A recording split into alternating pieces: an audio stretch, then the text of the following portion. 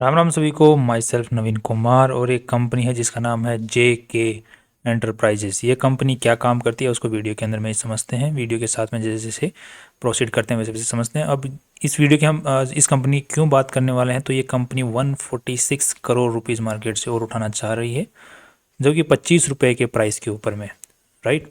Company का जो आज के दिन मार्केट में स्टॉक प्राइस चल रहा है वो 93 के आसपास में चल रहा है और 25 रुपये के ऊपर में एक्स्ट्रा शेयर दे रही है और हर एक शेयर के बदले एक शेयर एक्स्ट्रा दे रही है और एक्स्ट्रा शेयर के बदले 25 रुपये चार्ज करने वाली है। अब यहाँ पे जिस भी भाई के पास में 19 जुलाई को इस कंपनी के शेयर्स थे वो उसको एक्स्ट्रा शेयर्स मिलने वाले हैं और वो उसको पहला राइट रहेगा कि वो 25 रुपये के अंदर में पे करके इस कंपनी के और शेयर्स एक्वायर कर ले।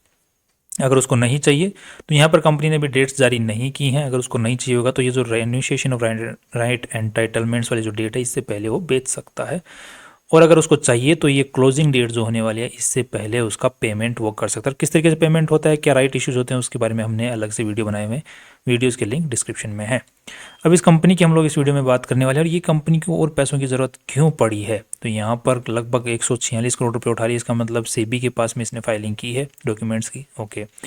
और कंपनी को जितने नंबर ऑफ शेयर्स इस कंपनी के पास में हैं वो ऑलरेडी जो प्राइस है वो ऑलरेडी एडजस्टेड हो चुका है इसका। तो यहाँ पर अगर आपको शेयर्स इसके सस्ते में मिलते हैं राइट इश्यू के तो आपको खरीद लेने चाहिए या नहीं खरीदने चाहिए, उसकी कंपनी की हम चर्चा करते हैं डिटेल्स के अंदर में। अब यहाँ पे आज के दिन ये जो कंपनी है ये खुद जेके इन्वेस्टमेंट है, ये एंटरप्राइजेस है, ये खुद कुछ नहीं कमा रही है, ये इस अपनी सब्सिडरीज से मिलके बनी हुई है। जो इसकी जो सब्सिडरीज जो कमाई कर रही हैं उससे इसकी कमाई हो रही है। सब्सिडरीज मतलब इसकी छोटी छोटी और कंपनियां। अब यहाँ पे आज के दिन अगर देखा जाए तो इस कंपनी की छोटी छोटी बहुत सारी कंपनियां हैं। अगर उनकी चर्चा करते हैं तो कौन कौन सी कंपनियां हैं बेसिकली, तो अगर ये देखो, New Mess Labs Private Limited, Nebula 3D, Silver Grey, JK Defence, Alan Reinforced, JK Digital and Advance Systems. So ये बेसिक कंपनी है। न्यू मेस लैब्स लिमिटेड ये कौन सी कंपनी है, ये 3D जो प्रिंटर होता है, 3D प्रिंटर में यूज़ होने वाले जो सॉफ्टवेयर्स होते हैं उनको बनाती है। सो बहुत ही बड़ा स्कोप है फ्यूचर के अंदर में। जो भी हम लोग आइटम बनाते हैं 3D के अंदर में, राइट, तो वो क्रिएट करने वाले जो प्रिंटर्स होते हैं वो कंपनी मैन्युफैक्चर करती है। और साथ में ही सॉफ्टवेयर जो यूज़ होते हैं, क्योंकि कंप्यूटर के थ्रू ही तो हम उसको, सॉफ्टवेयर के थ्रू ही तो हम उस जो प्रिंटर होता है उसको बोलेंगे कि मुझे ये डिज़ाइन करके दे। तो वो दोनों काम ये कंपनी करती है, तो बहुत ही बड़ा स्कोप है। दूसरा जेके डिफेंस, जो इसी के 100% स्टेक है इस कंपनी के अंदर में, अगेन तो ये क्या काम करती है, ये डिफेंस सेक्टर के अंदर में जो आइटम्स यूज़ होते हैं, छोटे मोटे पार्ट्स जो यूज़ होते हैं जैसे बर्मोज मिसाइल वगैरह, उनके अंदर में तो उन आइटम्स को बनाने का कंपनी काम करती है। तो जैसे ये जो ब्रह्मोस, पिनाका, स्माइल, आकाश मिसाइल, इनके अंदर में जो चीज़ें यूज होती हैं उनके अंदर में काम करती है। नेक्स्ट अगर देखते हैं जेके डिफेंस, और इसी के साथ में कंपनी न्यू मेस लैब्स की हम लोग और चर्चा करें तो बेसिकली ये जो दो कंपनियां हैं ये मेन कंपनियां, क्यों, क्योंकि कंपनी का जो मोस्ट ऑफ द जो रेवेन्यू आया है 2023 के अंदर में, कितना रेवेन्यू हुआ था कंपनी का 2023 के अंदर में, तो यहाँ पे देखते हैं हम लोग कि पूरा 46 करोड़ रुपए कंपनी ने रेवेन्यू हुआ था, जिसमें से कंपनी ने 8 करोड़ रुपए कमाए थे। तो वो कहाँ से आए थे पैसे, तो बेसिकली उसमें से 43 करोड़ रुपए का रेवेन्यू तो सिर्फ एक कंपनी से आया था, वो भी न्यू मेस लैब्स, जो क्या काम करती है, प्रिंटर मैन्युफैक्चर कर रखा है, जेके प्रिंटर 300, और साथ में ही कंपनी सॉफ्टवेयर बनाए। तो इसी कंपनी की वजह से कंपनी को मेनली प्रॉफिट हो रहा है आज के दिन। दूसरा, कंपनी को डिफेंस की वजह से प्रॉफिट फ्यूचर के अंदर में हो सकता है, जो कि इसकी दूसरी सब्सिडरी है। और कौन कौन सी सब्सिडरीज हैं, एक Allen reinforced plastic private limited है, ये भी एक कंपनी है जो कि डिफेंस को ही कहती है, टारगेट करती है। अब मान देखिए कि ये जो जेके एंटरप्राइजेज ये मेन कंपनी है, इसकी छोटी कंपनी है ये जेके डिफेंस एरोस्पेस लिमिटेड, और इस जेके एरो डिफेंस एरोस्पेस की भी छोटी कंपनी है एलन रीइंफोर्स्ड प्लास्टिक्स। तो एक नीचे से नीचे कंपनियां बनती हुई आ रही हैं। अब ये जो कंपनी है पहले से ये काम करती है छोटे मोटे जो पार्ट्स होते हैं वो सप्लाई करने का, ये जो इंडस्ट्रीज़ के अंदर में जुड़ी हुई है ऑलरेडी, गवर्नमेंट जो डिफेंस रिलेटेड जो कंपनी है उनके साथ में ऑलरेडी जुड़ी हुई कंपनी है आज के दिन, और इसको इन्होंने एक्वायर किया है। अब यहाँ पे देखा जाए तो ये जो कंपनियां हैं जेके डिफेंस एरोस्पेस, ये भी 2023 जुलाई के अंदर में बनी है। ये जो रीइंफोर्स्ड वाली कंपनी है सब्सिडरी, इसको जेके डिफेंस का पार्ट बना लिया गया है, वो भी 9 जुलाई 2023 को।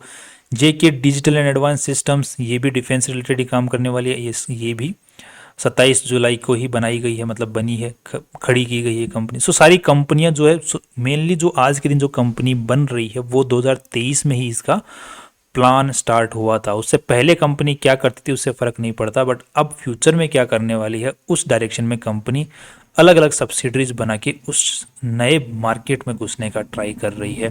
और वो बेसिकली जो नया मार्केट है वो 3D प्रिंटिंग, और बेसिकली उसमें भी देखा जाए तो डिफेंस सेक्टर के अंदर में घुसने का ट्राई कर रही है कंपनी आज के दिन। और डिफेंस का जब किसी कंपनी के साथ में नाम जुड़ जाता है या कहाँ, तो उसका जो स्टॉक प्राइस होता है वो ऑलरेडी बहुत भयंकर तरीके से भागना स्टार्ट कर देता है। इसी चीज़ का इस कंपनी को फायदा था। 1100 करोड़ रुपए की कंपनी हो गई है, जबकि कमाई कुछ खास कर नहीं रही है और पीबी रेशियो भी कुछ खास है। तो हम कंपनी को थोड़ा सा और समझने की कोशिश करते हैं यहाँ पर कि अब नए सेक्टर के अंदर में काम कंपनी घुसने वाली, क्योंकि उससे पहले का अगर हम कंपनी के बैलेंस शीट के ऊपर में नज़र डालते हैं तो कंपनी बिल्कुल ख़त्म सी हमको होती हुई दिख रही है, क्योंकि कंपनी कुछ सेल वगैरह कुछ भी नहीं गई। 2016 में तो सेल देखो, नुकसान नुकसान नुकसान नुकसान नुकसान नुकसान, और अचानक 2022 के अंदर में कंपनी ने बढ़ना चालू किया, और फिर 2023 के अंदर में कंपनी ने नए डायरेक्शंस, नए तरफ में कंपनी ने बढ़ना चालू किया है, राइट। तो ये एक नया सिचुएशन है, नया डायरेक्शन है, नया मार्केट है कंपनी के लिए। तो हो सकता है फ्यूचर के अंदर में कंपनी को प्रॉफिटेबिलिटी मिल सकती है। उससे पहले कंपनी के पास में कुछ मार्केट डायरेक्शन नहीं था, जिसकी वजह से कंपनी का जो स्टॉक प्राइस था वो काफ़ी नीचे था, इसलिए हम लोग यहाँ पे देख पाएंगे प्राइस को 2-3 रुपए का शेयर था। और उसके बाद में 2021 में जब कंपनी को एक नई डायरेक्शन मिलने वाली थी तो 2021 में कंपनी का स्टॉक बढ़ना चालू हुआ। अब जिनको अंदरूनी पहले से खबर होती है वो कंपनी के शेयर को खरीद लेते हैं कि मैनेजमेंट अब क्या करने वाला है, तो उन्होंने खरीद के बैठा और कमाई कर रहे हैं, राइट। तो अब फ्यूचर के अंदर में कंपनी क्या करने वाली है, कंपनी का हमको पता है क्या कर रही है, किस सेक्टर में जाने वाली है, क्या सेक्टर के अंदर में प्रॉफिटेबल रहने वाली है या नहीं रहने वाली है। तो काफ़ी सारे पॉजिटिव पॉइंट्स भी हैं, नेगेटिव्स भी हैं। पॉजिटिव्स क्या है कि कंपनी ने एक सपने बहुत अच्छे दिखा रही है, और उस डायरेक्शन में अगर सपने सच होते हैं तो कंपनी ऑफ कोर्स वो बहुत ऊपर जा सकती है। डिफेंस सेक्टर से है, 3D प्रिंटिंग है, सॉफ्टवेयर पे भी काम कर रही है, R&D में भी है, राइट। तो ये काफ़ी बड़े प्रोजेक्ट्स हैं, बड़े सेगमेंट्स हैं, मार्केट के फ्यूचरिस्टिक सेगमेंट्स हैं। और इंजीनियरिंग के अंदर में भी है, जो कि पार्ट्स जो बनते हैं यूजुअली 3D प्रिंटिंग के थ्रू यूज़ हो के उसमें इंजीनियरिंग की भी ज़रूरत पड़ती है, जो कि एक बहुत बड़ा मार्केट होने वाला है फ्यूचर के अंदर में। तो सारे ही प्रोजेक्ट्स जो कंपनी जिस पे काम कर रही है वो सारे ही अच्छे हैं। अब पॉइंट ये है कि आज के दिन जो कंपनी कमाई कर रही है, सो बेसिकली नया प्रोजेक्ट्स हैं तो कमाई ज़्यादा कुछ खास करती हुई नज़र आ नहीं रही है। साथ में जो कि कंपनी सेल कर रही है वो मोस्ट ऑफ द जो पैसा है वो ट्रेड रिसीवेबल्स की फॉर्म में ही होता हुआ दिख रहा है, क्योंकि 2023 के अंदर हम देख रहे हैं यहाँ पे ट्रेड रिसीवेबल्स बढ़ गए। बट 2024 के अंदर में कंपनी ने जो भी यहाँ पर कमाई की है तो वो यहाँ पर कंपनी का ट्रेड रिसीवेबल्स नहीं रहा है। तो ये एक थोड़ा सा पॉजिटिविटी भी है, ओके। तो ये थोड़ा पॉजिटिवली ले रहे हैं। साथ में कंपनी की जो बैलेंस शीट की साइज़ है वो लगभग कितनी है, बैलेंस शीट की साइज़ मतलब कंपनी का जितना भी पैसा है टोटल वो 300 करोड़ रुपीज़ ही है कंपनी के पास में आज के दिन, जिसमें से 63 करोड़ रुपीज़ जो हैं वो तो लोन के हैं, और बाकी जो पैसे हैं वो कंपनी के इन्वेस्टर्स के पैसे हैं, राइट। तो अब जो ये पैसा है कहाँ लगा हुआ है आज के दिन, तो उसमें से अगर देखा जाए तो 58 करोड़ रुपीज़ तो इन्वेस्टमेंट हो रखे हैं, और जो इन्वेस्टमेंट हो रखा है वो भी कहाँ हो रखा है, तो वो कंपनी की जो सब्सिडरीज हैं न्यूमेस लैब्स इनमें ही लगा हुआ है, और साथ में ही नेबुला में, जेके कॉटन लिमिटेड में, और साथ में कंपनी ने जो और पैसा वो जेके लक्ष्मी सीमेंट जो का शेयर है उसके 4 लाख शेयर्स हैं, जिनकी वैल्यू आज के दिन 33-34 करोड़ रुपए या 35 करोड़ के आसपास में है। तो इन्वेस्टमेंट कर रखा है कंपनी ने अपनी सब्सिडरीज में, दूसरी कंपनीज में भी, और जो लिस्टेड कंपनियां उनमें भी इन्वेस्टमेंट कर रखा है। और साथ में और पैसा कहाँ लगा हुआ है, तो इतना 60 करोड़ तो ये हो गया। अब यहाँ पर हम लोग 2023 के डेटा की बात क्यों कर रहे हैं, बिकॉज 2024 की अभी तक कंपनी की एनुअल रिपोर्ट नहीं आई है। एनुअल रिपोर्ट अगर 2024 की देते तो हम इसकी भी बात कर पाते, बट ये काइंड ऑफ वही पैसा है जो कि, क्योंकि ज़्यादा फर्क दोनों बैलेंस शीट में ज़्यादा फर्क नहीं है, कुछ फर्क है यहाँ पर, जैसे अदर एसेट आइटम्स के अंदर में बताने से 15 करोड़ से 100 करोड़ हो गए हैं, तो ये फर्क तो है। बट ये पैसा कहाँ लगा हुआ है इसका पता तो हमें एनुअल रिपोर्ट आने के बाद ही पता चल पाएगा। उससे पहले कंपनी का जो ये डेटा आएगा, लेटर ऑफ ऑफर जो कंपनी जारी करेगी 100-200 पेजों की, उसमें भी पता चल जाएगा।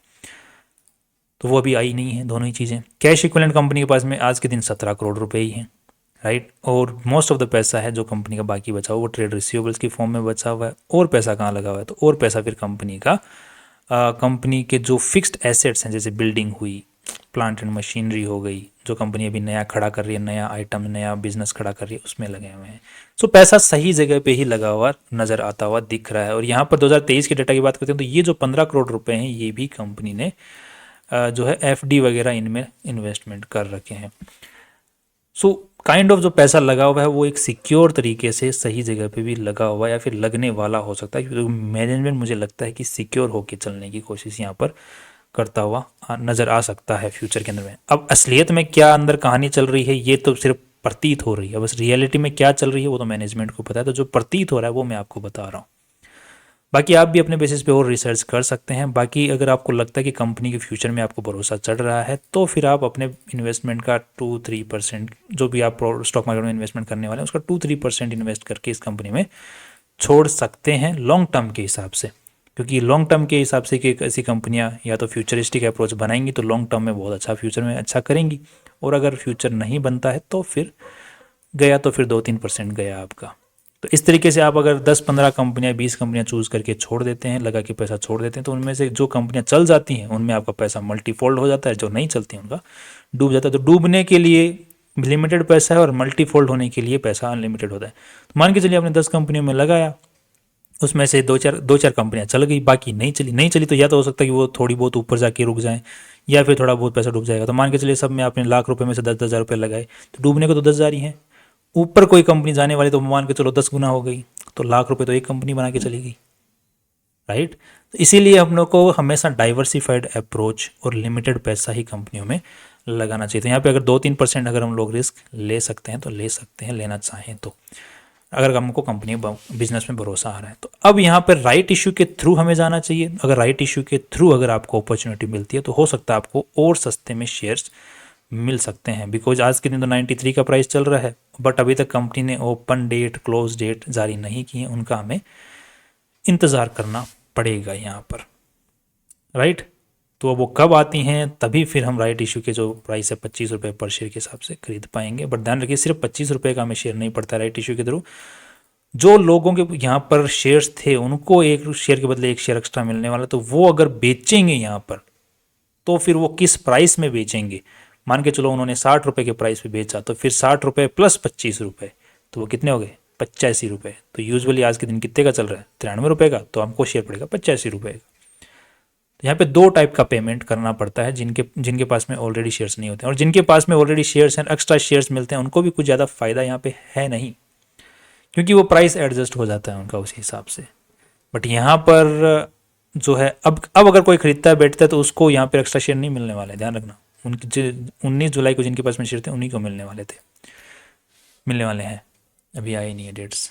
दैट्स ऑल, कल फिर मिलते हैं इंपॉर्टेंट वीडियो के साथ में, और आई होप ये किसी भी तरीके से आपके लिए हेल्पफुल रहेगा। और जो भी आपको क्वेरी रहती है उनके मोस्ट ऑफ द लिंक्स हम चीज़ों के डिस्क्रिप्शन में लगा देते हैं। फिर भी आपको कोई डाउट रहता है तो आप लोग अपॉइंटमेंट बुक करके बात भी कर सकते हैं, अगर इन्वेस्टमेंट से रिलेटेड कोई भी अगर आपकी क्वेरी रहती हैं तो, इन्वेस्टमेंट सीखने से रिलेटेड या फिर कोई भी अदर क्वेरीज आपकी रहती हैं तो।